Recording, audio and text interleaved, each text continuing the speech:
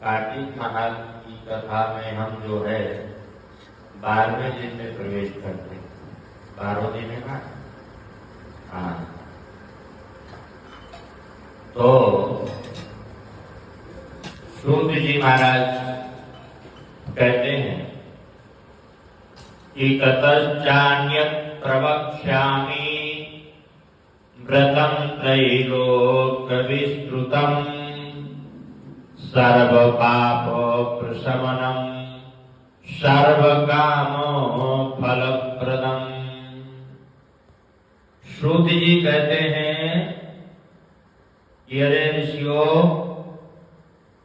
त्रैलोक्य में सबसे प्रसिद्ध व्रत है जो समस्त पापों का नाश करता है, समस्त कामनाओं को देने वाला है और भक्ति करने वाला कोई भी हो, किसी वर्ण का भी हो, सभी को मोक्ष प्रदान करने वाला हो।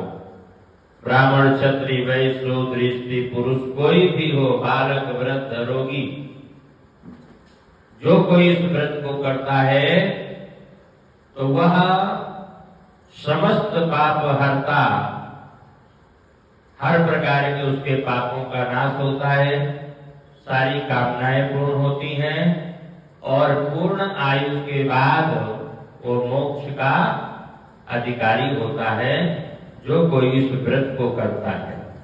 और व्रत क्या है? एकादशी। आज एकादशी का व्रत है। एकादशी की जो तिथि है वो इस बार बढ़ गई है। कल 7 घड़ी थी और आज सूर्योदय के उपरांत 2 घड़ी है, तो इसलिए जो द्वादशी संयुक्त एकादशी होती है वह व्रत के श्रेष्ठ होती है। जो 10वीं विद्या एकादशी होती है उसका व्रत नहीं करना चाहिए, उसका व्रत निष्फल होता है। तो द्वादशी संयुक्त एकादशी का व्रत श्रेष्ठ होता है।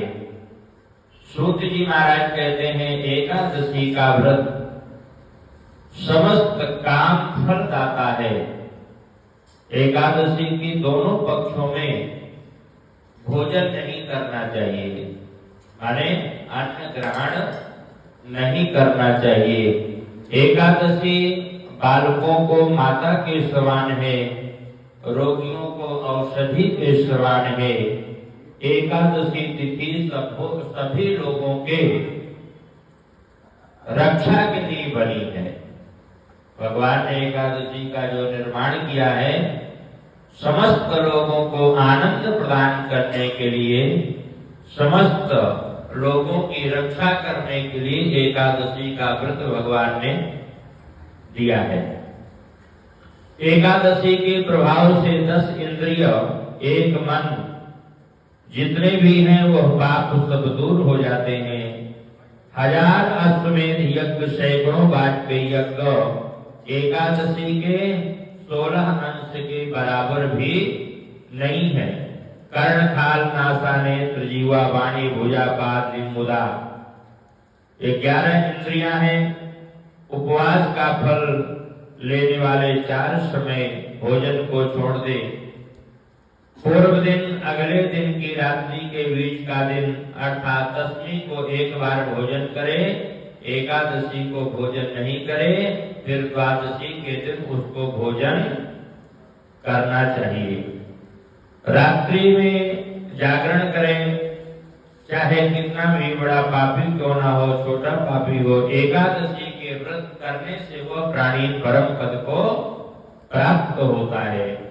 स्नान करके और पवित्रता से भगवान विष्णु का पूजन करे और पुष्पोक्त आदि से भगवान का अभिषेक करे।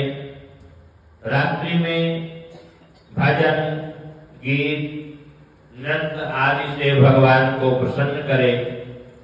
धूप, नैवेद्य, पुराण श्रवण, अनुलेपन, फल, अर्घ, श्रद्धा, दान, इंद्रियों को रोकना, सत्य वचन, सोए नहीं आनंदित क्रिया युक्त प्रदक्षिणा, पाप आलस्य रहित निरंजन युक्त नमस्कार पहर पहर में, रात्रि को आराटिक पहर पहर में। मैंने दिन में कितने पहर होते हैं? 4, और रात्रि में 4, इसीलिए 8 पहर बोला जाता है। तो रात्रि में पहर पहर में भगवान की आरती करना चाहिए। जो मनुष्य जागरण करता है वह पृथ्वी में फिर कभी जन्म नहीं लेता, अर्थात उसका मोक्ष हो जाता है।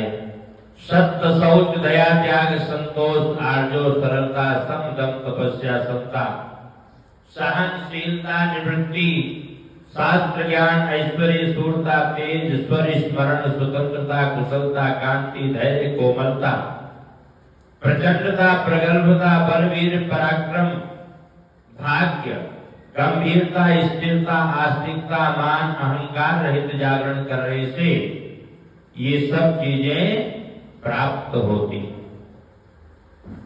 व्रत करने वाला द्वादशी को प्रातः काल उठे, शुद्ध इंद्रिय होकर के स्नान करे और इसके बाद भगवान विष्णु का जो है पूजन करे। अज्ञान से और भगवान से प्रार्थना करें कि हे केशव, अज्ञान से अंधे मुझ पर इस व्रत से आप प्रसन्न हैं, ज्ञान रूपी दृष्टि मेरे ऊपर आप डालिए। ऐसा देवाधिदेव भगवान से कह करके ब्राह्मणों को भोजन करा करके और ब्राह्मणों को दक्षिणा आदि दे करके उनको संतुष्ट करे, प्रसन्न करे। जो कोई पुण्यकारी एकादशी का व्रत करता है वह विष्णु लोक को प्राप्त होता है, फिर वापस नहीं आता। कहते हैं कि गंगा के समान कोई तीर्थ नहीं है, गंगा सबसे बड़ी तीर्थ है। गंगा के समान कोई तीर्थ नहीं है, माता के समान कोई गुरु नहीं है, विष्णु के समान कोई देवता नहीं है, और खाने के समान, अन्न नहीं खाने के समान कोई तपस्या नहीं है। कलयुग में विशेष, क्योंकि कलयुग में अन्न में प्राण है, तो कलयुग में अन्न यदि आप नहीं खाते हैं तो समझ लीजिए कि आपकी यह तपस्या है बहुत बड़ी। तो अन्न न खाने के समान कोई तपस्या नहीं है, वेद के समान कोई शास्त्र नहीं है, शांति के बराबर कोई सुख नहीं है, सत्य के बराबर कोई ज्योति नहीं है, और कीर्ति के समान कोई व्रत नहीं है, ज्ञान के समान कोई लाभ नहीं है, और एकादशी के समान कोई व्रत नहीं है। कार्तिक के समान कोई धन नहीं है। सूत जी महाराज कहते हैं कि यहाँ पर एक इतिहास पुराण की मैं आपको कथा सुनाता हूँ। भद्रशील और गालो का इतिहास है। ये दोनों पिता पुत्र हैं। भद्रशील और गालो ये दोनों पिता पुत्र हैं।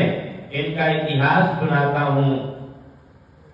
कहते हैं पूर्व ही सत्य बोलने वाले शांत जितेंद्रिय तपोनिधि गालो नामक मुनि थे और नर्मदा नदी के किनारे रहते थे। नर्मदा के तट पर वह वास करते थे। नर्मदा का तट बहुत वृक्षों युक्त मृगों से सेवित था। चारण गंधर्व यक्ष विद्याधर युक्त कंदमूल फल मुनियों के समूह वहां रहते थे। नर्मदा के किनारे बोल वृंदावन बिहारी लाल की जय। तो वहां बहुत से मुनि रहते थे नर्मदा के तट पर, और नर्मदा का दर्शन करके, नर्मदा का स्नान करके, भगवान शिव का पूजन करके और शांति सुख आर्जो जो है प्राप्त करते थे।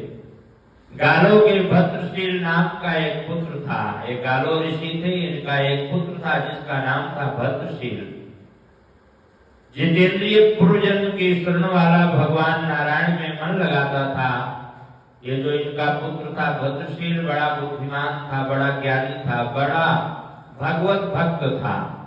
और ये छोटा था, प्रहलाद से भी छोटा, ध्रुव से भी छोटा। तो ये भगवान की भक्ति करता था। विष्णु की मिट्टी की मूर्ति बना करके और रोली चावल पुष्प धूप दीप आदि से इनका पूजन किया करता था और भक्तों को भी लोगों को भी कहता था कि भाई भगवान की तुम जो है पूजा किया करो। बच्चों से भी कहता था कि तुम भगवान की पूजा किया करो। भद्रशील बालकों के साथ बड़ा पूजन भजन से भगवान की भक्ति करता था। एक दिन गालों ने अपने पुत्र को ऐसी भक्ति करते हुए देखा तो भद्रशील को बड़ी प्रसन्नता हुई। गालो ऋषि कहने लगे, बेटा तुम्हारी ये जो भगवान में भक्ति है, भगवान में जो प्रीति है, अभी छोटेपन से ही बालकपन से, तो ये तुम्हारी भगवान के प्रति इतना लगन, इतना विश्वास, इतनी प्रीति, इतनी भक्ति कैसे है? क्या मुझे कुछ बतला सकते हो कि आपकी ये भक्ति कैसे है? तो गालो ऋषि ने अपने पुत्र से जब भद्रशील से ऐसे पूछा तो भद्रशील ने कहा, हे तात, मैं आपको अपने पूर्व जन्म का वृतांत सुनाता हूं। पूर्व जन्म का मैं आपको वृतांत सुनाता हूं। मुनियों में श्रेष्ठ गालों के ऐसे वचन सुन करके और विस्मित प्रसन्न महाबुद्धिमान भद्रशील बोले कि हे महाभाग, पूर्व में तुम कौन हो और यमराज ने तुमसे क्या कहा? गालो ऋषि अपने पुत्र से कहते हैं कि भाई सुनाइए, तुम पूर्व जन्म में कौन थे? यमराज की तुम्हारी वार्तालाप कैसे हुई? यमराज ने तुमसे क्या कहा? इस सारा वृतांत मुझे सुनाए। सो सब कहो। भद्रशील कहने लगे कि पूर्व जन्म में हम चंद्रवंश में उत्पन्न धर्म कीर्ति नाम, हमारा नाम था धर्म कीर्ति, चंद्रवंश में हम उत्पन्न हुए और हम एक बहुत बड़े राज्य के राजा थे। धर्म कीर्ति नाम का मैं राजा था और मेरे गुरु थे कौन? दत्तात्रेय जी महाराज। दत्तात्रेय जी को मैंने अपना गुरु बनाया था, उनसे मैं शिक्षा दीक्षा लिया था और हमेशा मैं पृथ्वी का पालन करता था, अपने प्रजा का पुत्रवत पालन करता था। महाराज मैंने बहुत से धर्म किए और बहुत से अधर्म किए। राजा से धर्म और अधर्म दोनों होते हैं, है? तो मैंने बहुत से धर्म किया, बहुत से अधर्म किया। फिर प्रभुता पाई काई मत नाही, मेरे पास इतना धन था कि मैं उस धन से मस्त हो गया और महाराज पाखंडियों का सतत संग करने लगा। उससे मैं भी पाखंडी हो गया। अगर हम पाखंडियों का संग करेंगे तो क्या होगा? पाखंडी बनेंगे। संसर्ग जात दोष गुणा भवन्ति, आप जैसा संग करेंगे वैसा ही आपके अंदर दोष और गुणों का समावेश होगा। आज के युग में भी पाखंडियों की बहुत बाढ़ आ गई है। कई लोग कह देते हैं कि घर में दीपक मत जलाया करो, मंदिर में जलाया करो। कई लोग कह देते हैं घर में नारियल नहीं तोड़ते हैं। कई लोग यहाँ तक कह देते हैं कि ये लड्डू गोपाल है ना, इसको घर में नहीं रखते हैं। अब बताइए कितना बड़ा पाप है? बहुत तरह की बातें हमको सुनने में मिलती हैं, हमको बड़ा आश्चर्य होता है। लड्डू गोपाल मत रखो, शिव जी मत रखो, विष्णु जी मत रखो, माला मत जपा करो, कहीं उल्टा सीधा हो जाएगा तो नुकसान होगा। भगवान का नाम है, किसी तरह से भी लिया जाए वो कल्याणकारी ही होता है। जान से, अनजान से, अज्ञानता से, किसी भी प्रकार से। अब विद्वान है कोई तो विष्णवे कहेगा, तो भी भगवान उसका कल्याण करेंगे। अगर कोई मूर्ख है, मान लो नहीं जानता है विष्णु का नाम ढंग से उच्चारण करना, तो विष्णाय नमः कह देगा, तो भी भगवान उसका कल्याण करेंगे। तो नाना प्रकार का आज भी पाखंड फैला हुआ है। कोई कहता है मैं निरंकारी हूँ, कोई कहता है मैं राधा स्वामी हूँ, कोई कहता है मैं फलान हूँ, कोई कहता है ब्रह्म कुमार। ये सब पाखंड है। अब कोई जुड़े हो इससे तो बुरा मत मानना, यह है सब पाखंड। जो सनातन धर्म से अलग करते हैं, जो हमारे मूल देवता हैं इनसे अलग करते हैं, सब पाखंड है। आप अगर जुड़े हो तो बुरा मत मानना, और जुड़ने की कोई आवश्यकता भी नहीं है। अपने मंदिरों से, सनातन धर्म से जुड़ो, तभी कल्याण होगा। तो इस प्रकार से महाराज मैं भी पाखंडी हो गया और वेद मार्ग छोड़ दिया। तो पाखंडी का संग करोगे तो कहेंगे, कोई एक रामपाल बाबा का नाम सुने होंगे, महामूर्ख आदमी, वो पता नहीं कैसे वेद विरोधी बातें करता है। अब हम उसके बारे में क्या कहें, महान मूर्ख से मूर्ख आदमी है, बहुत विरोधी बातें करता है वेद के विरुद्ध। तो बहुत से पाखंडी हैं, वेद मार्ग छोड़ दो, हमने छोड़ दिया। हमारे देश में रहने वाले हमको अधर्म में रत देखा। जब हमने वेद मार्ग छोड़ दिया, पूजा पाठ छोड़ दिया, धार्मिक कृत्य करना छोड़ दिया, तो जो हमारी प्रजा थी उसने सोचा कि राजा हमारा अधार्मिक हो गया है, और जैसी राजा वैसी प्रजा, तो प्रजा भी वैसी करने लगी। अगर कोई श्रेष्ठ पुरुष जैसा आचरण करेगा, वैसा भी आदमी जो है, उसकी जो अनुयायी है, वो भी वैसा आचरण करने लगते।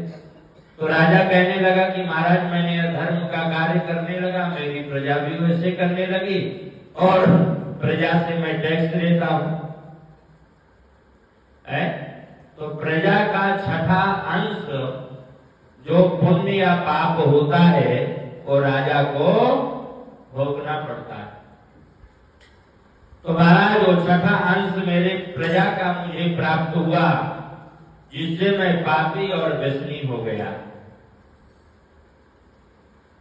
एक दिन मृगों का शिकार खेलने के लिए मैं वन में गया।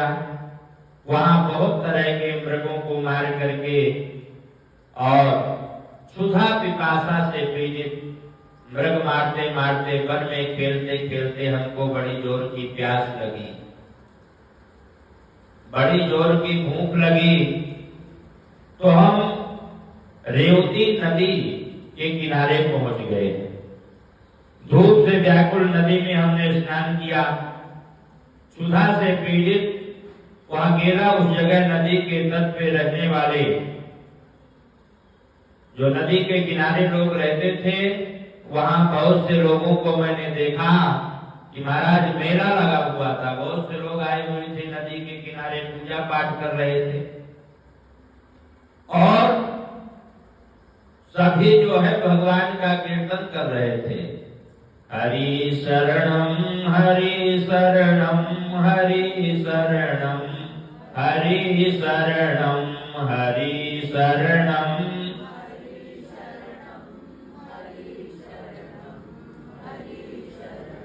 हरि शरणम हरि शरणम हरि शरणम हरि शरणम हरि शरणम।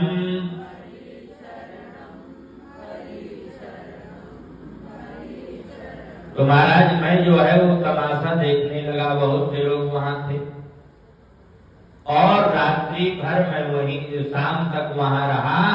जब शाम हुई तो बहुत से लोग जो है बड़े बड़े जोर से भगवान का कीर्तन करने लगे, भगवान का पूजन करने लगे। महाराज उस दिन एकादशी थी, और एकादशी को वो लोग रात्रि में जागरण किया।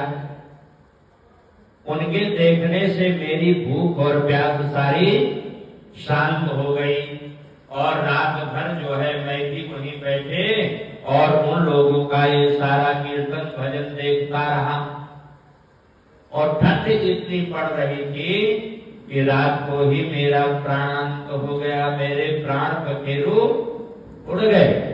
एक तो मैं दिन भर का भूखा प्यासा, वो भी रात्रि में जागरण, ऊपर से ठंड, तो सारा जो है मेरा प्राण पखेरु उड़ गए। अब जब प्राण पखेरु उड़ गए तो महाराज यमराज के दूत आए और यमराज के दूत बांध करके मुझे ले गए। यमराज चित्रगुप्त से कहने लगे कि भाई इसका खाता खोलो, इसका बतलाओ, इसने जीवन में क्या कर्म किया है, शुभ अशुभ, धर्म अधर्म इसने क्या किया है। यमराज के पूछने से चित्रगुप्त बड़ी देर तक विचार किया और विचार करने के बाद कहता है कि हे धर्मराज, ये बहुत ही बड़ा पापी है, ये महान ही अधार्मिक है, लेकिन इसने जीवन में अंत समय में एक बहुत बड़ा पुण्य का काम किया है। क्या किया है? एकादशी का इसने व्रत किया है। एकादशी व्रत करने वालों का और कार्तिक स्नान करने वालों का इसने संग किया है, उनका दर्शन किया है, भगवान का कीर्तन किया है और भगवान का कीर्तन इसके कानों में गया है, भगवान का कीर्तन इसने श्रवण किया है। अंतिम समय में इसने केवल ये पुण्य का काम किया है। इसीलिए कहते हैं अंतिमति सागति, अंतिम अवस्था की जो मति होती है वही गति का निर्धारण करती है। इसलिए अंत समय में यदि भगवान का नाम निकल आए तो ये बहुत बड़ी बात होती है। अर्जुन ने इसी प्रकार से एक बार कह दिया कि महाराज आपने तो बहुत अच्छा बतला दिया, अब जब मैं मरने लगूंगा तो आपका नाम ले लूंगा, जीवन कर लेने की क्या आवश्यकता है? तो भगवान कहते हैं कि कोटि कोटि मुनि जतन कराही, अवंत राम कही आवत नाही। जब तक आप जीवन में अभ्यास नहीं करेंगे, अभ्यासेन तु कौन्तेय, जब तक जीवन में अभ्यास नहीं करेंगे तो अंतिम समय में भगवान का नाम लेना बड़ा मुश्किल है, बड़ा दुष्कर है। क्यों आएगा अंतिम समय में भगवान का नाम? जीवन भर तो आप जो है सब्जी ले लो, खीरा ले लो, पराठे बना लो, मूली बना लो, ये बना लो, घोड़े बना लो, बड़ा बना लो, ये कहते रहेंगे ये सूट अच्छा है, वो सूट अच्छा है, यहाँ जाना, फलाने जाना, तो अंतिम समय में भगवान का नाम तो निकलेगा है? नहीं निकलेगा, वही दिमाग में घूमती रहेगी बातें। इसीलिए जीवन में अभ्यास करना चाहिए पूजा पाठ का, भगवान के नाम लेने का, तभी अंतिम समय में भगवान हमारा साथ देता है। आज राजा ने अंतिम समय में एकादशी का व्रत किया, भगवान का कीर्तन श्रवण किया, भगवान का कीर्तन किया, उसी रात्रि में उसकी मृत्यु हो जाती है। तो हे धर्मराज, इसने यह रेवती नदी के किनारे पर ये सारे कर्म किया है, इसलिए जीवन भर के जितने पाप थे इसके सारे के पाप नष्ट हो गए, छूट गए। एकादशी के प्रभाव से जन्म जन्मांतर के प्राणियों के पाप नष्ट हो जाते हैं। चित्रगुप्त के वचन सुनकर के महाराज यमराज अपने सिंहासन में बैठा हुआ था तो सिंहासन से उतरा और उस राजा को जो है साष्टांग प्रणाम किया। धन्य है, आज हमको एक भक्त के दर्शन हुए। भक्तों का दर्शन बड़ा पुण्य का काम है। तो महाराज अपने अनुचरों से कहा कि भाई पूजा की थाली लाओ, मैं इसका पूजन करूंगा, ये बहुत बड़ा धर्मात्मा है। तो यमराज ने उसका पूजन किया और धर्मराज अपने दूतों को बुलाकर कहने लगा कि धर्म में प्राप्त मनुष्य को हमारे पास लाया करो। कई बार हम कहते हैं लेकिन आप लोग मानते नहीं हैं। जो धार्मिक आदमी है उसको हमारे पास मत लाया करो, केवल वह विष्णु भक्ति को प्राप्त वैकुंठ जाने योग्य होता है। जो धार्मिक है उसी को हमारे पास लाया करो। और कहते हैं कि जिनको विष्णु जी की भक्ति है, ब्राह्मण भक्त है, एकादशी व्रत करने वाले जितेंद्रिय हैं और जो भगवान का हमेशा नाम जो है जपते रहते हैं, गोविंद माधव मुकुंद हरे मुरारे, शंभो शिवेश शेखर शूलपाणे, दामोदराच्युत जनार्दन वासुदेव, त्याज्या भटायति संतत माम मनंती। जो भगवान का नाम लेता है उसको दूर से ही त्याग दिया करो। कौन कहता है? यमराज कहता है अपने दूतों से कि जो भगवान का नाम लेता है उसको दूर से ही त्याग दिया करो। अरे दूतों, जो लोग माता पिता की सेवा नहीं करते और जो समाज के शत्रु हैं, समाज को जो गलत रास्ता दिखाते हैं, जो पाखंड की ओर प्रेरित करते हैं, उनको हमारे पास लाया करो। जो पाखंड को बढ़ावा देते हैं उनको हमारे पास लाया करो। और जो ब्राह्मणों के द्रोही हैं, देवताओं के द्रव्य के लोभी हैं, जो लोगों को मारने वाले हैं, ऐसे पापी लोगों को हमारे पास लाया करो। भद्रशील बोले, पूर्व काल में यमराज का कहा हमने सुना दिया, वहां का कर्म स्मरण करके अनुताप से, महाराज जो पूर्व जन्म का मेरा कर्म था वो मुझे आज भी याद है, तो उसके अनुताप से और मेरी जो बुद्धि है वो महाराज आज भी धार्मिक है और मुझे सारूप्य मुक्ति की प्राप्ति हुई। 1000 सूर्य के समान तेज वाले मुझे यमराज ने नमस्कार किया। फिर यमराज ने हमारा पूजन करके हमको विमान में बैठा करके विष्णु लोक को जो है भेज दिया। कोटि विमान से सर्वभोग युक्त उस कर्म से पिताजी हमें विष्णु लोक प्राप्त हुआ। कल्प कोटि हजारों वर्ष विष्णु लोक में हम रहे, फिर इंद्र लोक में आए, वहां सर्व मृग युक्त सब देवताओं से नमस्कार किए। उतने ही दिन हम स्वर्ग में रहे।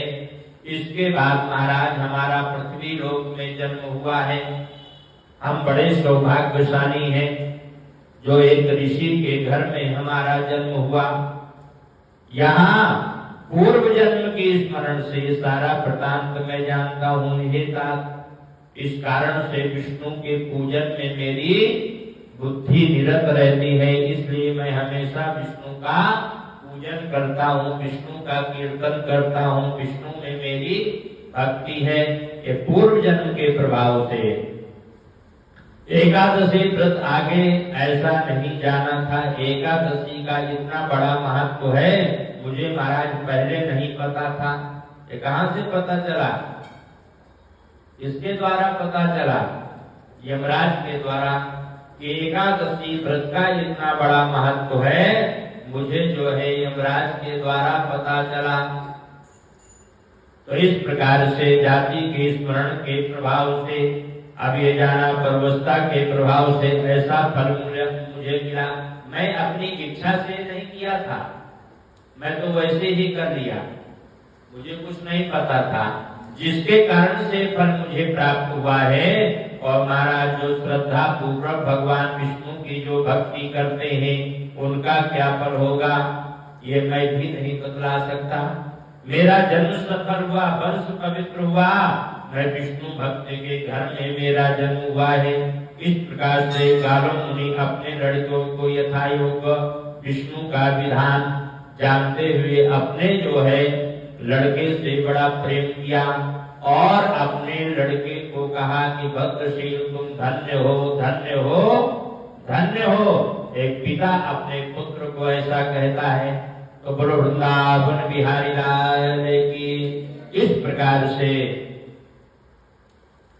आज एकादशी है, आज ये क्यों डाल रहे हो, एकादशी है। तो इस प्रकार से गालों का और भद्रशील का संवाद जो है हमने आपको सुनाया। ये एकादशी की जो कथा है, जो कार्तिक महात्मा अंतर्गत है, यह मैंने आपको सुनाई, क्योंकि आप लोगों को कहीं तो जल्दी होता है तो समय अनुसार कथा हो गई। और जिसको एकादशी की कथा श्रवण करनी है वो भी थोड़ी देर में हम सुनाएंगे। वृंदावन बिहारी लाल की। श्रीमन नारायण नारायण।